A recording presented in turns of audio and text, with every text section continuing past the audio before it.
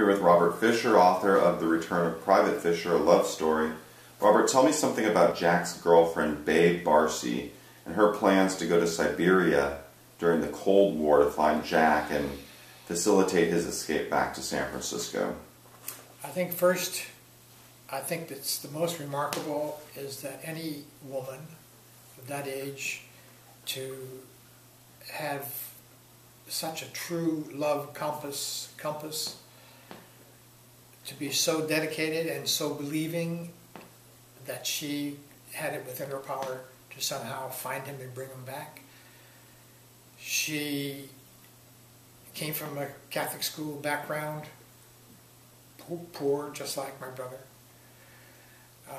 And we came up with a number of crazy plans. But the one that we finally decided to go with was came as a result of reading an article. I read an article, I think it was in the Call Bulletin, that had to do with Russian soldiers digging potatoes, bringing in the harvest, because they were rotting in the field. And I realized that they didn't have a system for agriculture, that it was a forced enterprise. The more I looked into it, and I saw that the article was done in a way to say, you see what a lousy system they have in Russia compared to ours. I saw it as an opportunity to do business with them. They obviously didn't have money to buy equipment from other countries, but they could barter. Not all countries could they barter with, because they didn't need timber or whatever the Soviets had to sell. The other problem was there were so many countries that during the Cold War that allied themselves with the Allies or with the Soviet Union, and I had to find a country that was kind of neutral, and that would be Argentina. So we decided that we would set up a showroom in Argentina, in Buenos Aires, to create a food processing company. The idea behind it, which we sold to the Soviet Union, or the embassy at the time, was that we would set up a food processing plant in Siberia, in Khabarovsk, at the confluence of the Ussuri and Amur rivers, and Khabarovsk itself is the major rail center.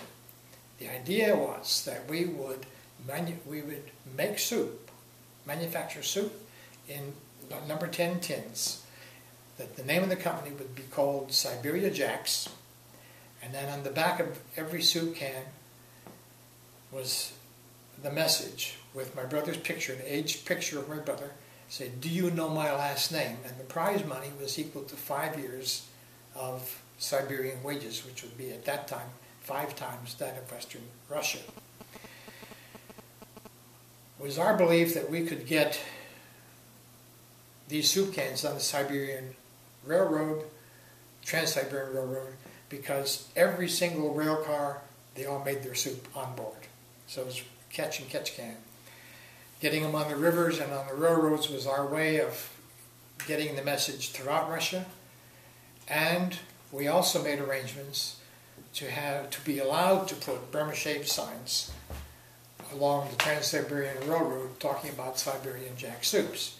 Now the money that would come from that would not come to us, but instead we would use that money to buy Russian either minerals or timber, that would then turn and be used through Argentina as a basis for barter. So it's kind of a mixture of hard money and barter.